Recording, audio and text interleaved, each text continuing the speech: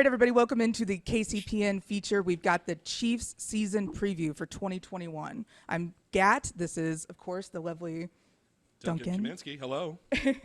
And today we have joining us the incredible Shaun Smith, one of Kansas City's most treasured players. I don't know if you know that, but people still talk about you to this day. Like, we love him. And so I hope you make it back to Kansas City. We can do this in person soon. But thank you for joining us today.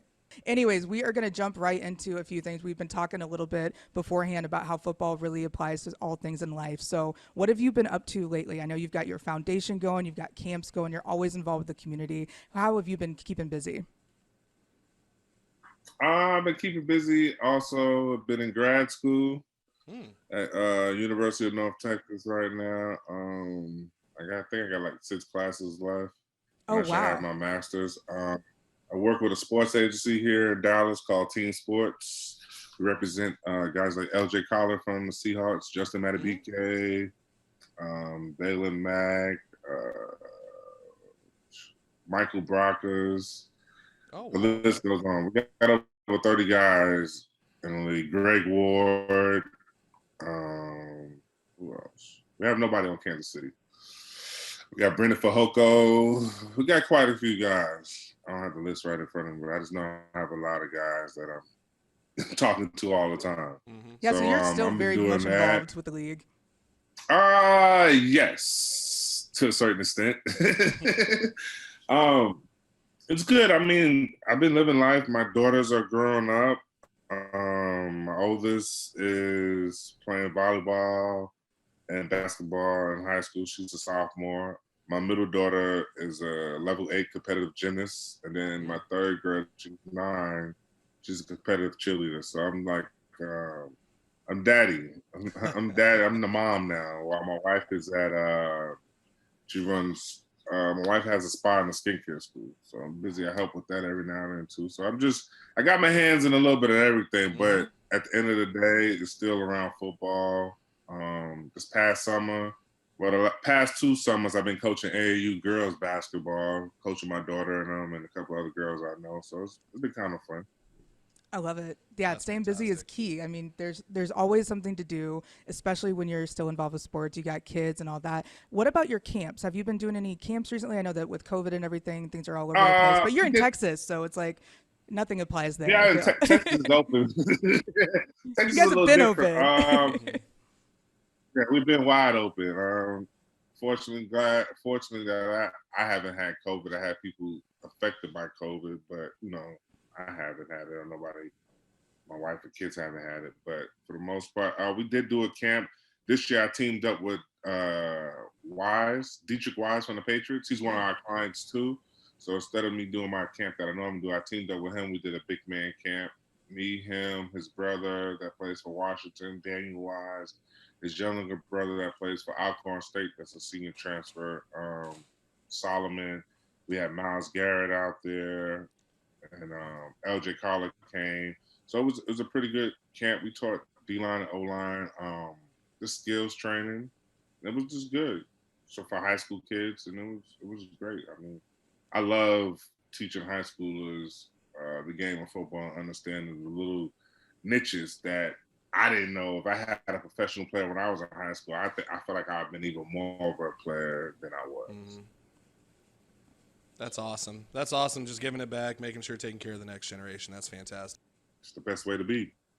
Always. So I feel like we need to ask you about a little bit of your time with the Chiefs because there's been articles written about you. There's been all these things about how you've kind of like been a pioneer, I feel like, for a lot of the medical marijuana talk, not necessarily for anything like terrible. I think it's incredible usage of marijuana for pregame and also for recovery. So I feel like the next step there is like, hey, so what is it, the benefits that you had when you were smoking weed beforehand for the games?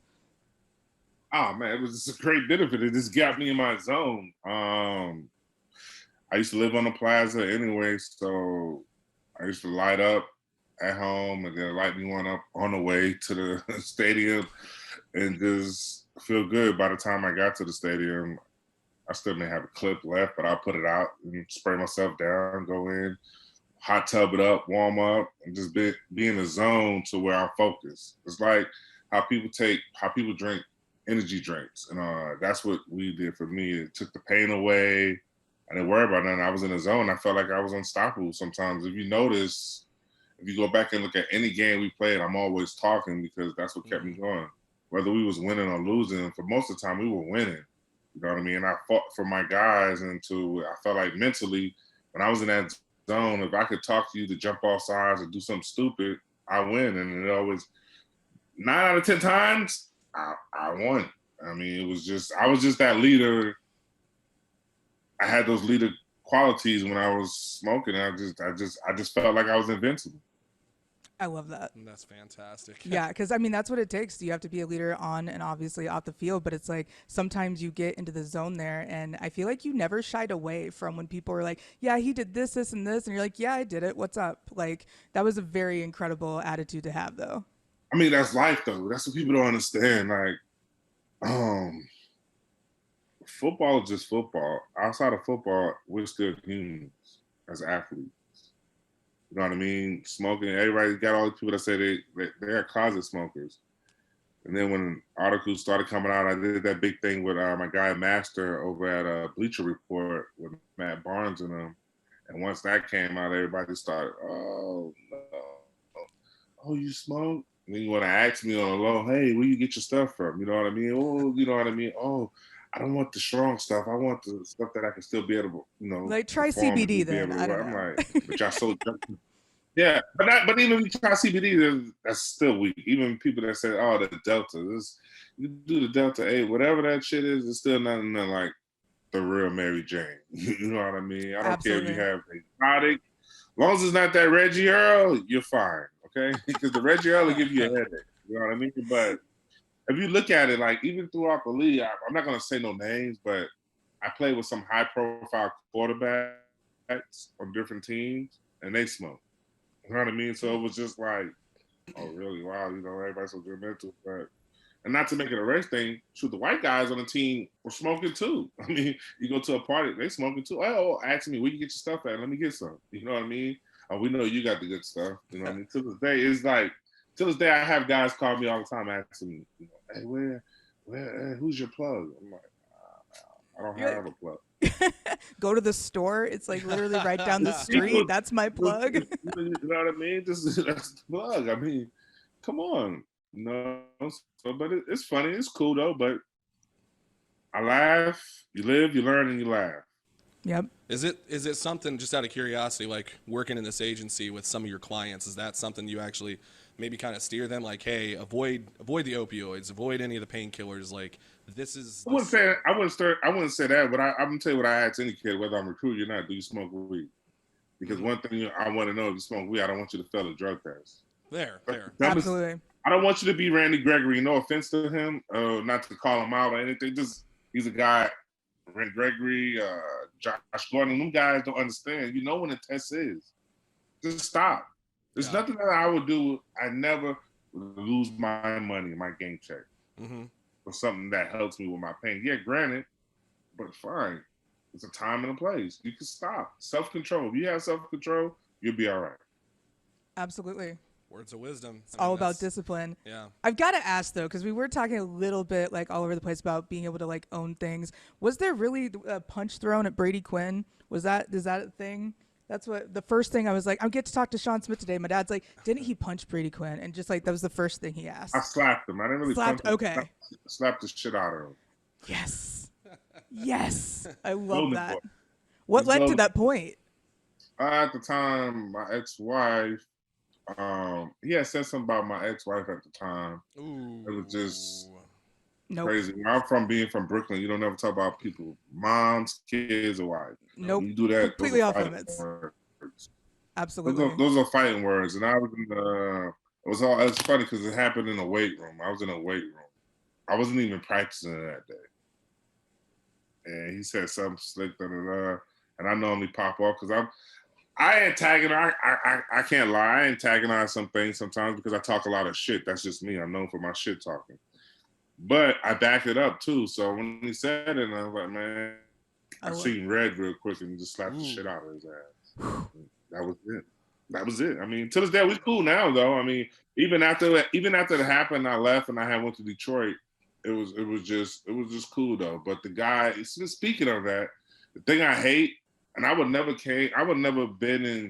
went to Detroit or none of that because I had a great career in Cleveland. My 2.5 years I was in Cleveland, I had great stats, great numbers. Mm-hmm. I was an alternate for the Pro Bowl too. But when they fired my guy Romeo, they put Eric Mangini in.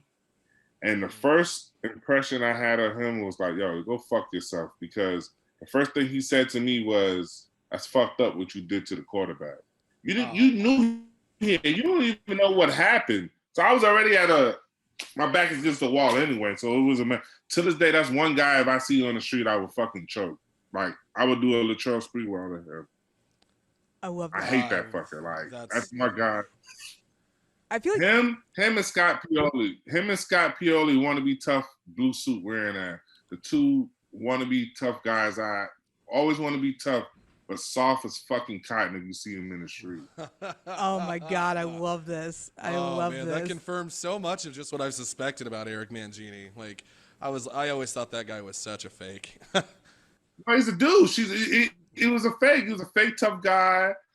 Out of all of them, and the guy that I give credit to, and he didn't fall into the bubble, and he's having a lot of success in Buffalo, is Dabo. I'll admit, I was skeptical. He bought him to Cleveland. He bought him to Cleveland. He's been everywhere with them and all that, but he's the only one that's having success. Yeah. I was very skeptical of him having any success with Josh Allen, and I gotta admit, I'm incredibly impressed with what he's managed to do there. He's a good quarterback. He's a good /quarterback coach. Mm-hmm. He's gonna play to a quarterback's strengths and not to his weakness. Yeah. Do you have a favorite coach from your time in the NFL or even in college that you like maybe still keep in touch with, or just somebody that really impacted your life? I played.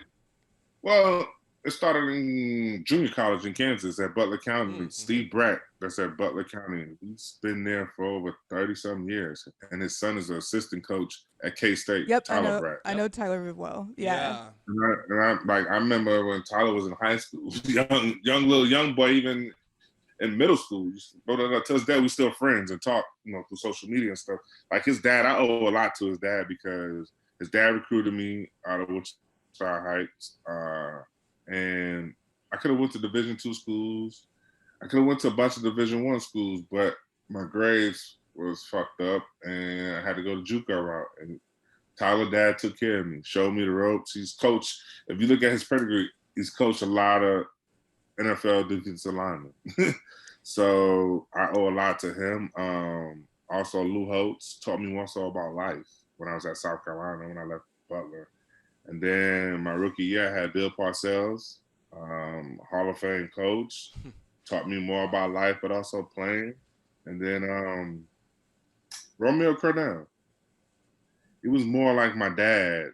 Not saying I didn't have a dad or nothing like that, but it was just a coach that really understood me. The thing a lot of the young guys in the NFL don't understand is you got to find a coach you could trust. Even though it's a business in the NFL, you got to find a coach that you can trust and lean on and go talk to. Not just about football, but personal life. It's September's Mental Health Awareness Month. But really, every fucking month is mental health. Damn right. Everybody. Not just me, you guys, regular people, everybody. Because some people, you never know when that breaking point is. You know what I mean? Some people don't have enough dogfight in them to go longer as other people do. So, it's great. I just love Romeo. I still talk. We keep in touch. We don't talk every day, but we talk. And then another guy that I became real good friends with is the head coach for the Atlanta Falcons, Arthur Smith. Really? When we was in Tennessee, we used to talk football. When I played for the Titans, which I should have never played for, but I'm thankful for that opportunity. I should have never left Kansas City. I should never have fucking left. Todd Haley fucked me.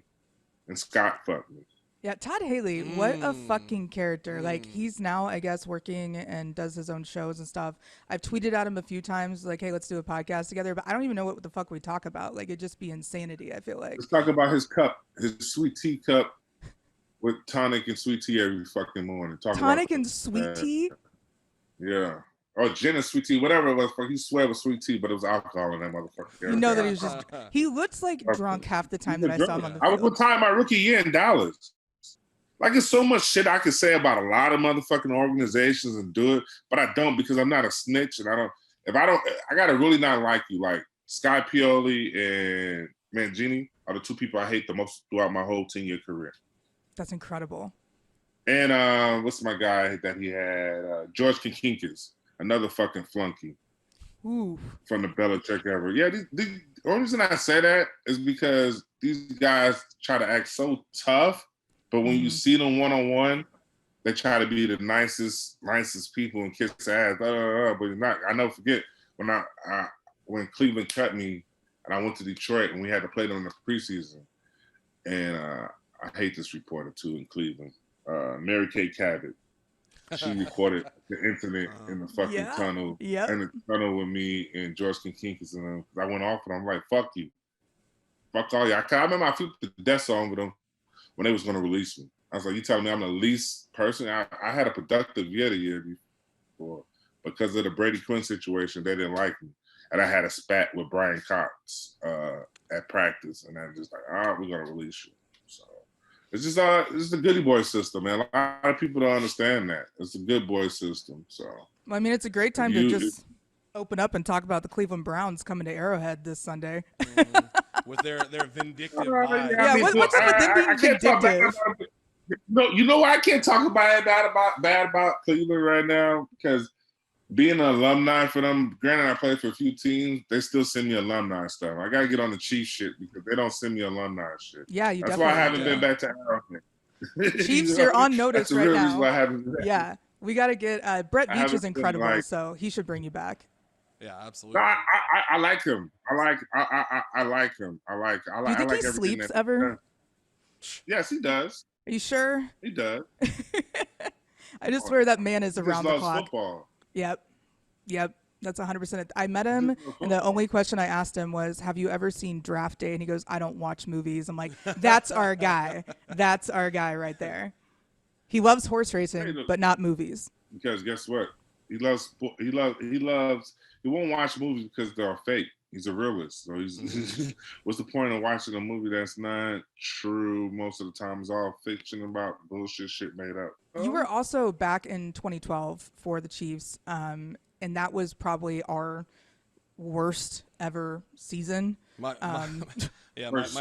friend is insisting that was the worst season in NFL history. That season could have been saved though.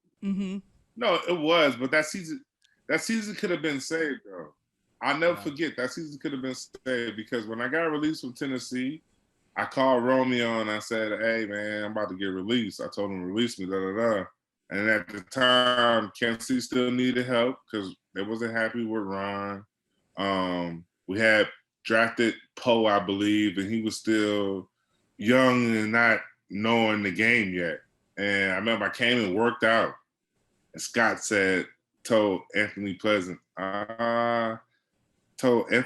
and Romeo, I'm out of shape during the workout.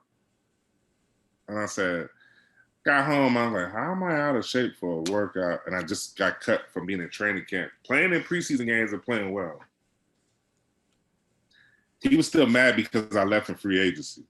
He waited till the end of October to sign me back. And I remember we went to play Pittsburgh. I think I was sitting at home on the couch. Matter of fact, my youngest was just born, Skylar. Yeah, because Skylar's about to be 9. Yeah, Skylar's about to be 9. So I remember I was sitting on the couch and I got the call. Came, worked out, boom, went and played in Pittsburgh. Had a good game. I think we played Sunday night. Played Sunday night game, and we played against Todd. We playing against, and we was playing against Todd, and I'll never forget afterwards because I came in the locker room, was talking shit, and I heard somebody said, Scott said, "This is what we've been missing." Yeah, you fucking right. You've been missing leaders. So you certain guys, nothing against them, but certain guys they are good players. They're not vocal leaders though. They're good players to have on the team that we had, but they're just not vocal. Like Ron Edwards is a good player, but he wasn't a vocal guy. Yeah. You know what I mean? Eric Berry was still coming into his own. He was vocal, but not vocal like that. You know what I mean? So it was just like, where do you go? And it was just crazy. But I was happy. 2012, I was happy. unfortunate for the incident with Javon Belcher, and to this day that shit was crazy because I was just getting ready to pull up into the facility when they was like, can't come. I remember police and security was like, you can't come. And I had to go back to the apartment. It was just like, wow, it's crazy. Yeah, that I it mean, being yeah. in Kansas Crazy because City he was a good, and he was a good dude. He was a good dude. But playing this football could make your brain so fucked up and lose focus of everything at the bigger picture sometimes. It just speaks to what you were saying earlier about mental health. I mean, it's an everyday thing. Yeah, because you're trying to live as an athlete, you held so high, and the minute it's like you can't do nothing. That's just like if I go and cut somebody out in a grocery store, somebody's gonna pull their phone out, record it, post it, and you go viral. You know what I mean? And it's like that's the world we come into now. Yep. Social media. mm-hmm. Yeah, and social media has its blessings and curses. Everyone that's currently in this room with us filming, or besides Duncan, has been somebody that's like approached us from social media, and we found so many people through social media, and it can connect, but at the same time, you're seeing like a highlight reel most of the time of most people's lives, and the real shit happens offline. Offline. Yep. Shit that you don't want nobody to see. Yeah, I'm not gonna put my struggles out there for the world. Come on. Why? Yeah, no, and like No, I I don't say get my that shit. No, I'm like I remember thinking that the internet was a diary for a long time, and now I'm like, yeah, you guys are never gonna hear that. Somebody was like, you should be more like share your struggles and be more humble. I'm like, no, absolutely no, not. no, because then you're gonna be judgmental because everybody's so judgmental. Everyone, but it's just because they're not doing enough. So it's okay. You stay happy and you stay fulfilled through being so active in your community by being able to tell your stories and share your experience with others. And I think that's the most important thing that we need to remember, even through all this COVID shit, is just we need to be there for each other. And Yeah. to have a community in real life is so much more important and fulfilling because it's like, hey, get busy living and not just like talking shit about it, you know? So I'm all about walking the walk. So I think it's a really great piece of advice is just like, hey, get offline.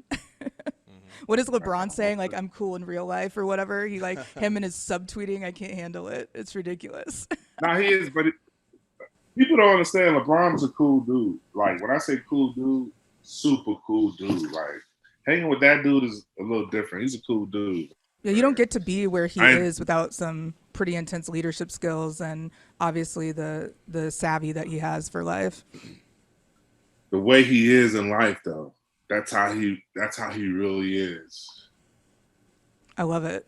Yeah, the gratitude shows absolutely. Yeah. That he's a There's no very denying grateful that. human being. But yeah, I'm grateful to have you here with us. We're going to be doing a quick season preview for the Chiefs, so we can start off with talking about good old Baker Mayfield coming to KC with a chip on his shoulder. That didn't work out the last time that Kareem Hunt said it was going to be personal. So I'm not sure how this season opener is going to be at Arrowhead with the crowd back. You know, we're that stadium. I mean, can you really even compare anything to Arrowhead? No, because Arrowhead's the #1 stadium. And then come Seattle. I Okay. never, I'll buy that. I, I'll buy that. I never forget. What was that 2010? You felt the stadium rocking and shaking when we was playing the Chargers. We beat them at home. I think it was a little rainy that game too, if I'm not mistaken. But we beat Okay. them, and it was when I say that's when I realized that's the loudest stadium around. I've been in some stadiums, and Yeah, well, we don't have like the roof thing that Seattle has. I feel like Yeah. that's cheating, but that's just because I'm a homer. Think about it. Think about it. When it's cold out, how loud our fans are still is like, and that's another cheese. First down.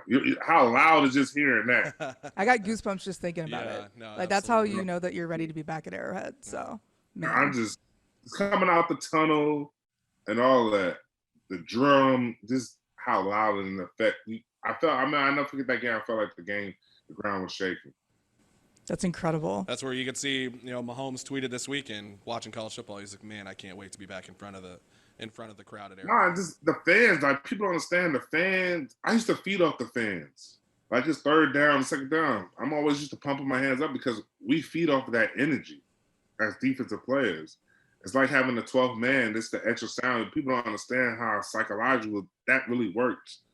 When you're Got him. so I loud, love hearing the that. offensive lineman can't hear the cadence. He can't hear his quarterback. That's why you have false start. We need that. That helps all the time.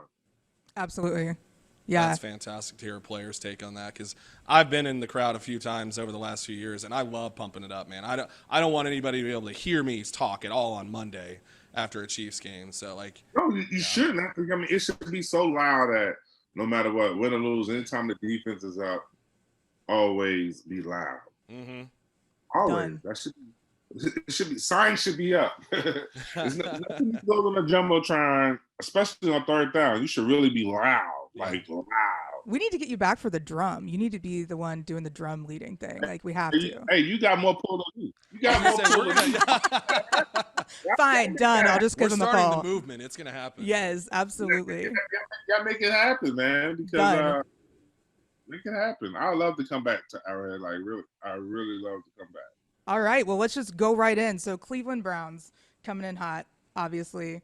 What is your prediction for this game coming up? 34-17.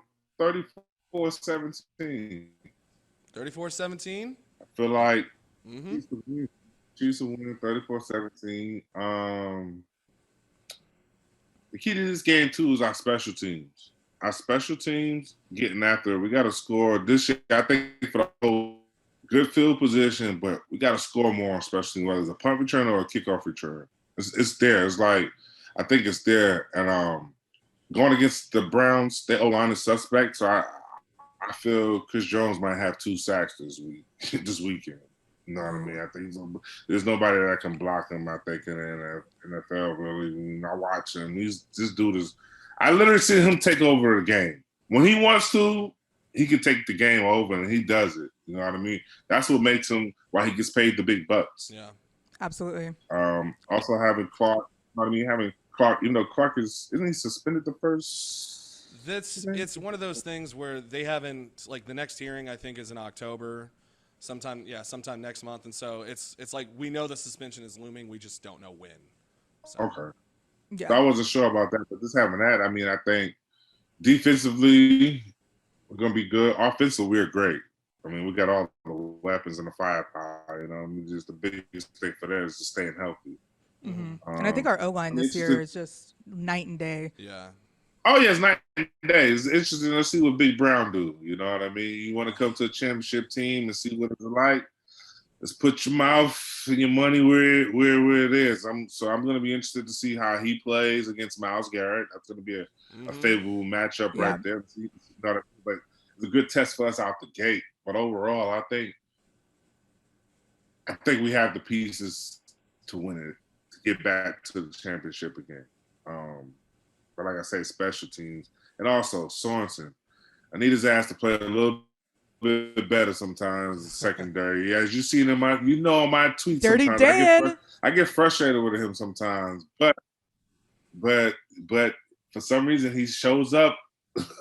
He shows up when we need him to make a play. Those flash plays, you know it's crazy. No, I feel like anytime an athlete bleaches their hair, they're up to some like killer record number year shit. So I'm here for it.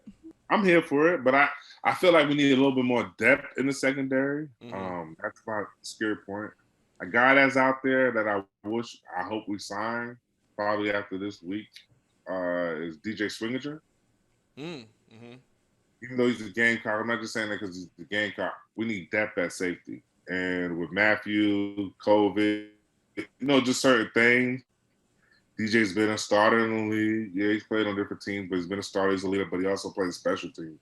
We got to have a special team ace like the Patriots have with Slater. That's why I feel like we're missing. You know what I mean? Somebody that's always making that for sure tackle, making that big return, just something spectacular, because that's the battle of the game right there, special teams, field position. Absolutely. And the game that I'm like, I know it's looking ahead in the season, but that's what we're doing. We're going into Baltimore. So our second game is going to be at the Ravens.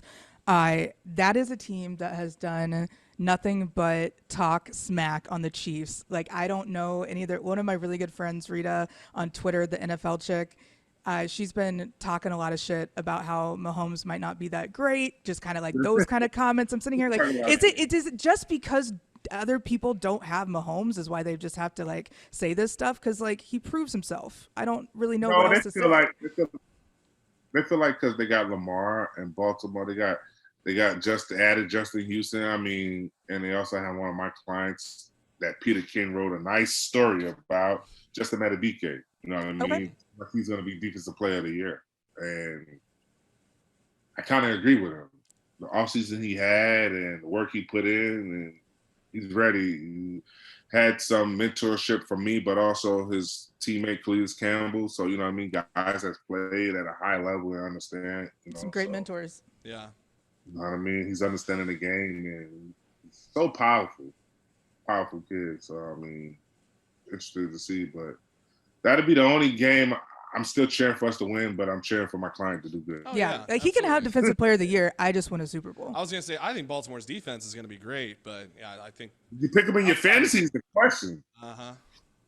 But I think that offense is gonna be a little bit suspect, and nothing because of Lamar Jackson. But I think their offensive line's depleted. You're stepping down from Brown Jr. to Alejandro Villanueva. No offense against him, but I mean he's getting up there, and we saw the Steelers O-line fall apart last year. So it doesn't matter. He sucked when he was at.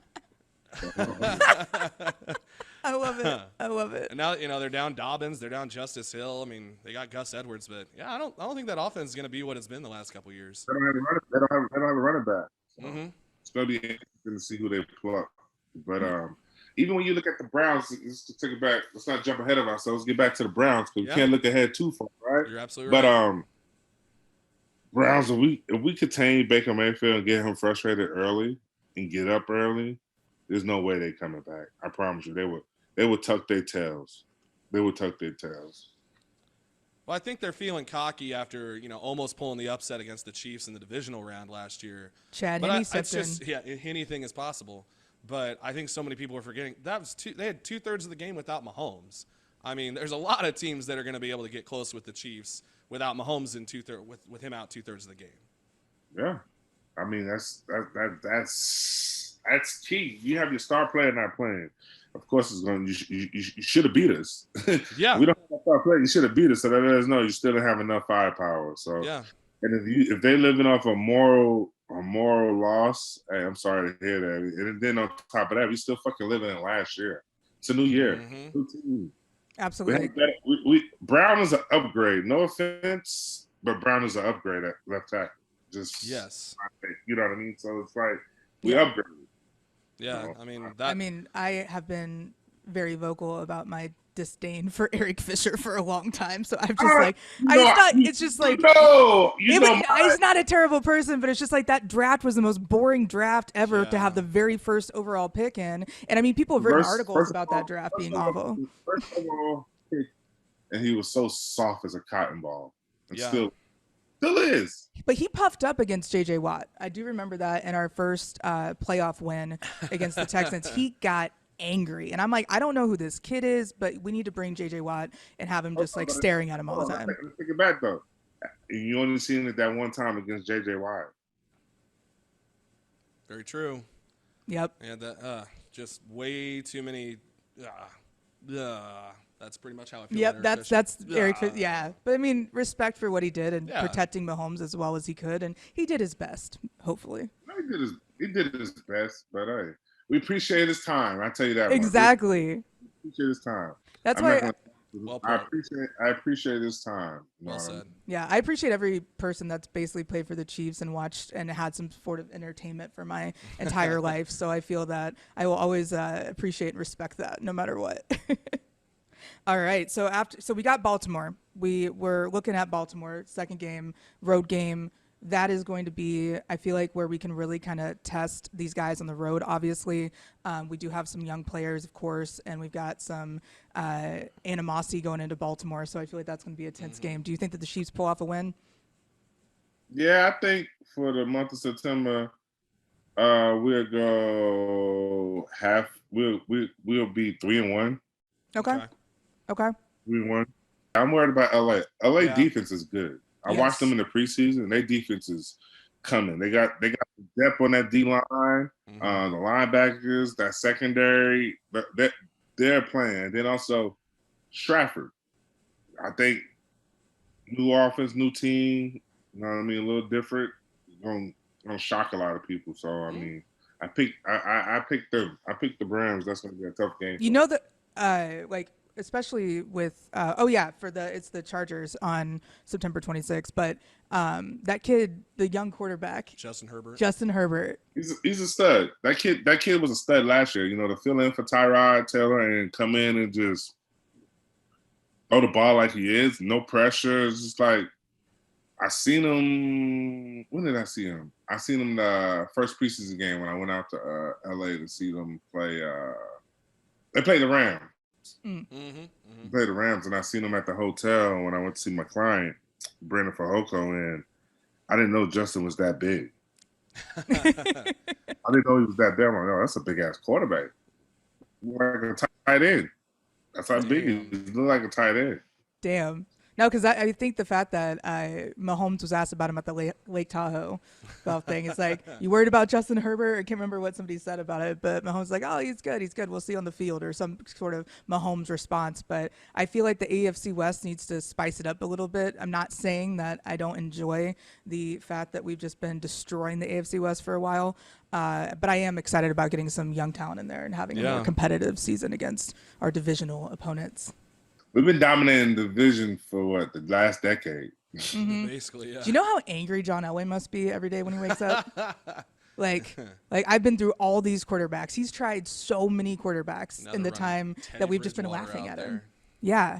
I just had to bring him John Elway for some, I think being a quarterback, he doesn't realize the certain things he has to do. So with San Diego, or not San Diego, I will always call them San Diego. I literally just said today, I was like, I'm not going to call them San Diego. But I could see the Chargers being definitely, it's going to be at home though. So if we have that Arrowhead advantage, they will treat it like their Super Bowl if they beat us. So prepare for the T-shirts. Yeah, like the Raiders did last year. I mean, rode the bus around, right?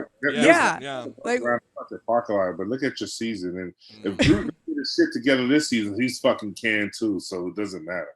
When Gruden first got to the Raiders and Khalil Mack was gone, he was outside a restaurant having a press conference and saying, we're going to get Khalil Mack back. Don't you worry. That was just a mistake. And I'm like, what in the world is wrong with this man? But they're trying to get him back though, right? They're trying to get him back this offseason. Yeah. And I can't imagine the disrespect that would be to like come back. And I mean, the stadium's newer, at least in Oakland. When I went to Oakland, the Coliseum, there was no mirrors in the bathroom. And I'm like, tell me you're in Oakland without telling me you're in Oakland. Like, what the hell?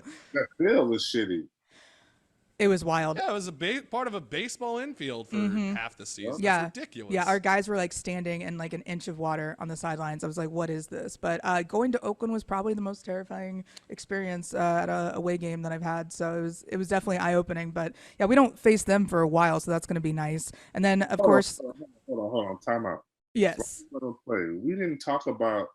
Andy Reid gave the Chiefs the day off on Monday because the kicker made a 64-yard field goal kick in practice.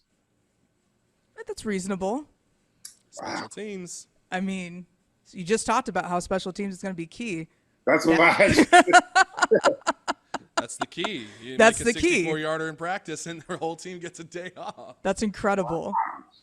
One of my really good friends, Kelly in Vegas, she's with Barstool Sports. She does all the gambling stuff there.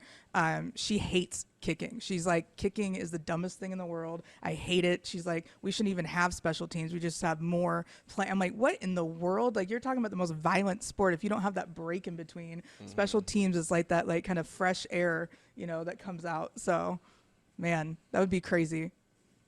Yes, it would. And you take away the excitement. I mean, come on, like that sounds like Vince McMahon would come back or something like that. Come on, that's crazy. Encourage body slamming on the field. Yeah, just more violence, please. But no, we've got the Buffalo Bills after the Eagles, but I don't think that we even covered the Eagles at all. We're going to be at Philadelphia. What's it like playing in Philly? It's okay. Philly's not bad. Depends when it's a cold. If it's a snow game, if it's cold, yeah, it's bad because the wind. But as long as it's not windy, it's a big good game in the field conditions. Lincoln Field's not a bad field. Yeah, I've heard the fans are crazy there. Yeah, the fans are douchebags. That's typical East Coast fans for you, though. Yeah, How do yeah. Yeah, you they're how do like you the Giants fans, the Giants and Jets fans. That's how Philly fans are.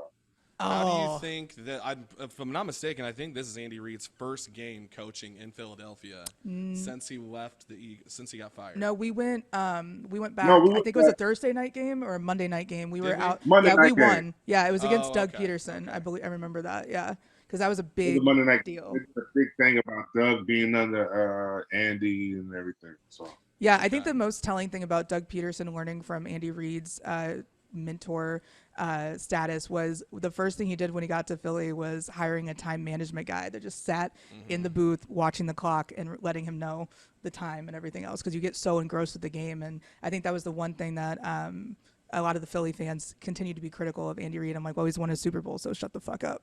That's how I feel. And then we're going to be going on to Buffalo. And it's hard to do these previews when we don't even know how the season's going to play out. Yeah. It's hard to be like, okay, but this is obviously like all very positive. There's been no injuries at this point. It is October, no injuries. We're going to have no injuries. I've just decided. So going into having Buffalo come to Kansas City, I've always wanted to go to Buffalo just for the tailgating because I love those Zubas you don't want pants. to go to But Buffalo. You want to see people jumping through tables? I kind of do, but that one guy like ruined it all for Chiefs fans because he like set himself on fire and then jumped on a table. I'm like, what is wrong with you? Mick Like, Foley or something? yeah, and my friend knew him. I'm like, that's exciting. Are you guys tailgating for the game? Yeah, always Oh, yeah. tailgating, always. I'm saying y'all tailgate together or no? We will if we need to. We have some yeah, plans this year. Yeah. we've got some. I usually have season tickets, but I bought a fence for my yard instead this year, so that's exciting. So you Right, being- right when lumber was at its She's being peak. responsible. She's I being know. responsible. It's stupid. I don't like this. Like, this is dumb. Responsible. Whatever. Who You're needs? growing up. Oh God. Oh God. Don't tell anyone, please, please. No, that's but we great. will definitely be tailgating. We've actually been doing some remote podcasts all over the place. We have a wrestling series here in Kansas City, and we've been going to those. So there's no reason that we can't set up shop at Arrowhead. We can set up shop anywhere. We've already talked about it. One of my best friends, he has season tickets out there and Yep. does a great big tailgate. So that's the thought is we're gonna get Yeah. out there a Anybody few named times. Ponch like is gonna have a good tailgate. Yeah. And Absolutely. I missed that. I missed that though. I kid you not. Like walking into when pulling in the Arrowhead, seeing the fans, the tailgate, and time to drive, and just boom, like that right. Where you get to the tunnel and everything in the parking where we park at, and just going there, seeing the fans right above. Just that's like the best feeling pulling up to the game.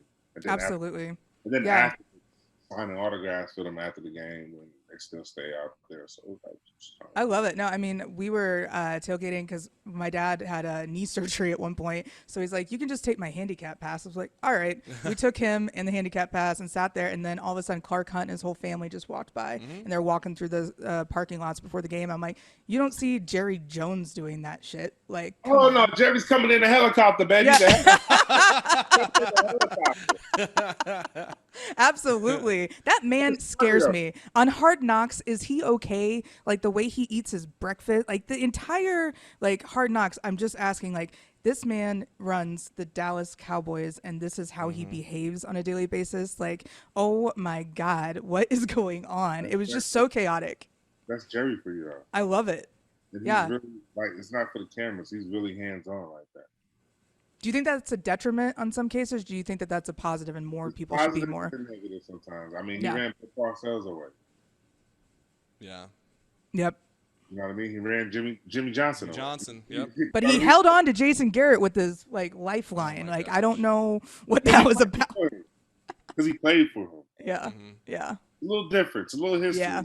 Yeah. More, you know what I mean? He's part of the Super Bowl team. It's a little more history versus, I don't know, how do I say it, versus anything else, but just he's hands on. And even his son Steven is hands on too. But he looked sick, to be honest with you, when you look at him. Yeah. He looked sick, and nobody's really saying nothing about it. You know what I mean? Yeah. He's a cool. The best owners I ever had was where I started my rookie year, Jerry Jones, and where I finished, Mr. Hunt. I love that. You know what I mean? Like where I live out here in Frisco, you know, Mr. Hunt owns a lot of this Dallas, FC Dallas, and all this, and it's good people. You know, people are like, how's he on? I say he's a great owner. You know what I mean? Even Mark Donovan, everybody. It's just the whole organization is first class, and I love what they did with the upgrades at the stadium and the locker room. Just it's all of that because that old wood shit had to go. I mean, Yeah, it was wild. I was actually talking to Tony Gonzalez's brother the other, like I think it was a few months back, and he was telling me about the difference between Tony coming back now versus when Carl Peterson was here. And like Carl Peterson was getting like sandwich trays from Hy-Vee and let him sit out all day and be like, here you guys go. That's what you have for catered food. And now it's like you got chefs, they got like meal, they got everything that you could possibly need. But I feel like just the difference in mindset too. It's night and day, obviously, but that's what they think takes championship teams. It's like, no, you got to like take care of your guys, not starve them. You got to take care of your guys because then you get mad when they're leaving and go eat all this other shit. And it's like, come on. Yeah, take a lesson from college recruiting playbook. Take care of them. Mm-hmm. Yeah, if you take care of them, they'll go run through a brick wall for you. You don't take care of them, they're like, fuck you. Yep. Absolutely. We've got, speaking of fuck you, we got Washington football team. I like to call them WTF still. I still just like naturally. Washington football team. They could have come up with something, but that's all right. We're going to be at Washington. I just don't really see this game really being much of a problem. Fitzpatrick. Yes. Don't sleep on Washington defensive line, though. True. Chase Young, Jonathan Allen. Yeah, they are kind of bringing back the historical Washington defense, I feel like. Defense is coming back. You know what I mean? And they got Fitzmagic. That man. I think he should go in the Hall of Fame for the Chiefs. I know he never played for us, but like knocking the Patriots out, I was like, I love you. That was perfect. That was an unreal day. And then, of course, we're going to be going to Nashville after that at the Titans. You said that you mistakenly ended up there, or it was like unfortunately ended up there. I couldn't remember the words that you used, but that game's going to be interesting. I like Tannehill as a quarterback. Henry. They got some weapons. Julio, hopefully he's still healthy by the time we play them. Yeah. Brown, they got a nice offense, and then they got a fucking stud in the middle. Jeffrey Simmons from Mississippi State. He's a fucking, he's a beast. So, you know what I mean? It's going to be a long day for our center and guards. You know what I mean?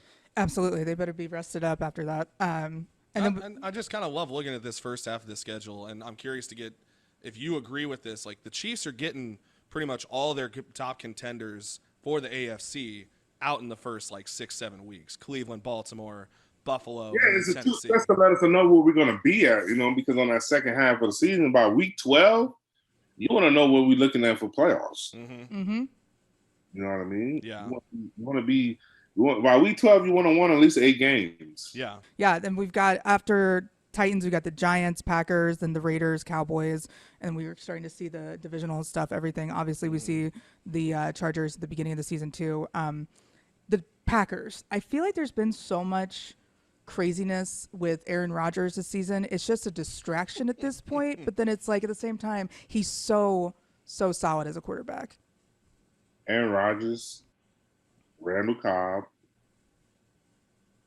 and Devontae Adams, the fantasy league leader in yards. Come on, I mean that's gonna be a good game. We have a tough schedule, believe it or not. It's not an easy schedule.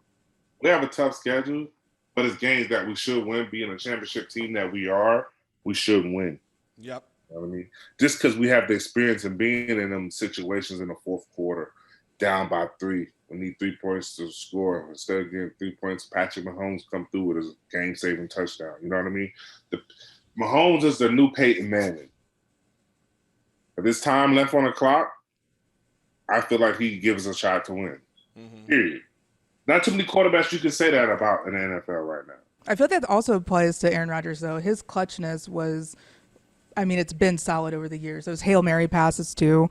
That's just always something that when you have such talent facing each other on either side, it's going to be a pretty intense game. True, but you've just seen it in the playoffs, though, yeah. Especially of late. Like 2 straight NFC championships, they can't get it done, and that's where you think, Mahomes is that close to being in 3 straight NFC championships. We put up 31 points on the Patriots in the second half. Well, it's not Mahomes' fault. It's the defensive lineman's fault. It was D Ford.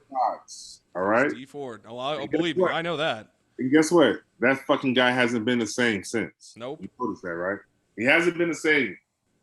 He cost Not at us all. another Super Bowl. Yep. Yeah, I'm still not over that. I remember looking at, because I took my dad to AFC Championship that year. Yep. We weren't sitting in our usual tickets, but we were sitting really close.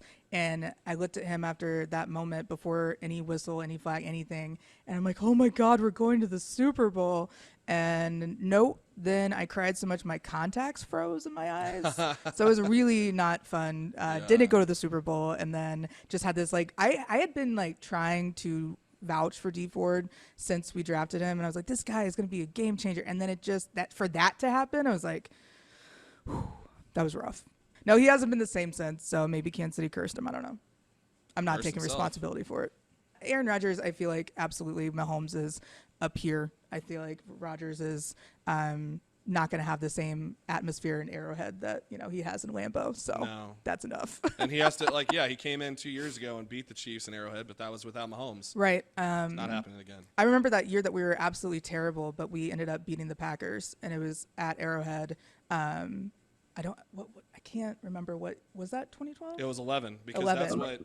that's what helped get Romeo the full-time job. Yes. Romeo Cornell the full-time job in 12. What was it like? I just have to completely jump off subject, but what was it like playing in the freezing cold in Arrowhead? People have said that it's like unlike most, because they have the heated field now, right? I'm not sure. Do they have that? I think it was heated right there. Okay. Also, that shit just get, as long as it's not frozen. Yeah. It's hard when it's frozen. It's like concrete. Oof. No, thank you. Did you ever play a frozen tundra game up in Green Bay? Nah. When I went to Green Bay, it was never cold. The coldest game I probably played in was in Buffalo. But either Buffalo or Cleveland, one of them. I remember Cleveland, we played Indy in the fucking snow below zero. Oh, man. Ugh. No, thank you. I want the Chiefs to host a Super Bowl. Yeah. We're going to have a draft in 2023. So that'll be kind of like the doors opening a little bit. I feel like you have to do so much song and dance for the NFL to do things for you. So what are you going to do the draft at? Power Line? I believe here in Union Station. Yeah, probably. Union Station. Well, that makes sense. Yeah. Mm-hmm. That's going to be really, the crowds really cool. like right up on the lawn in front of the Liberty Memorial. I mean, that's going to be a cool look. That'll be really cool. That's where our Super Bowl parade, all of that was. So yeah, that'll be a perfect spot. I'm excited for Kansas City to have a little bit more exposure. Like it's not that we've ever been like underappreciated, but I feel like to be in the national conversations as much as we are, like anytime you get those ESPN guys rattling off about how Mahomes is going to be overrated or he can't keep up this momentum, he just gets better and better. So I'm like, let him keep talking. Yep. He gets better and better, and he also brings businesses to the city. He brought Whataburger to Kansas City. Like, City. What? That's insane. I love it. Just a little bit excited about that. Just a little bit. There's one going in close to my house. There's also a Gus's fried chicken going in next to my house. Nice. I'm like, great. I'll be at the gym. Thanks. No, but then going into the later half of the season, we do face Pittsburgh at home. That'll be a great game to.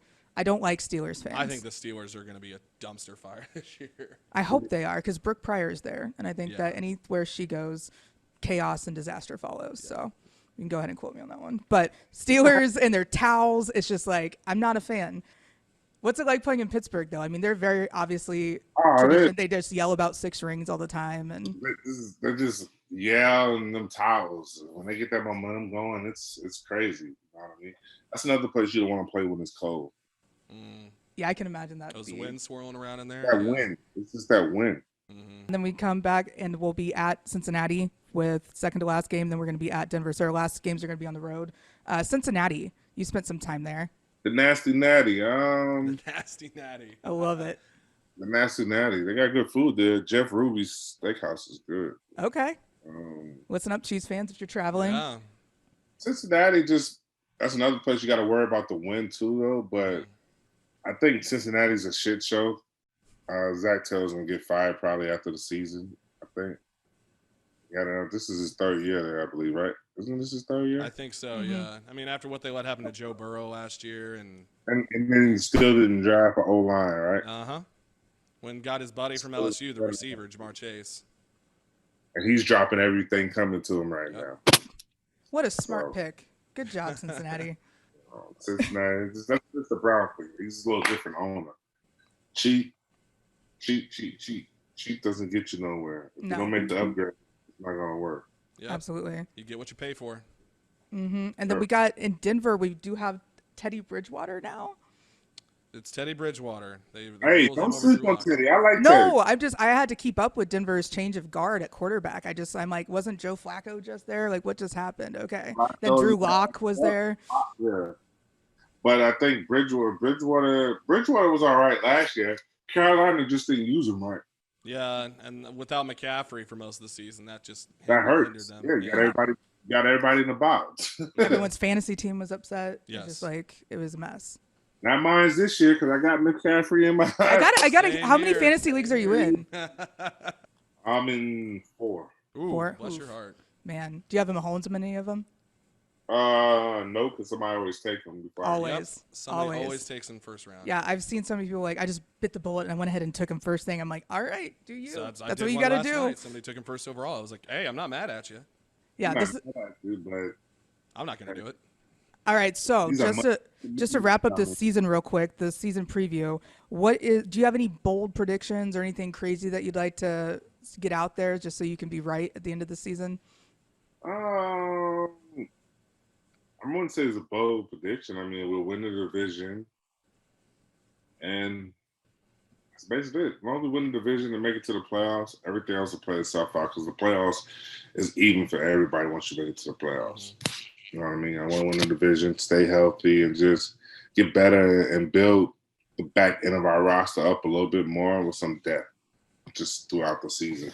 Whether it's having guys on the practice squad hiding them right now, and then you slowly, gradually play them.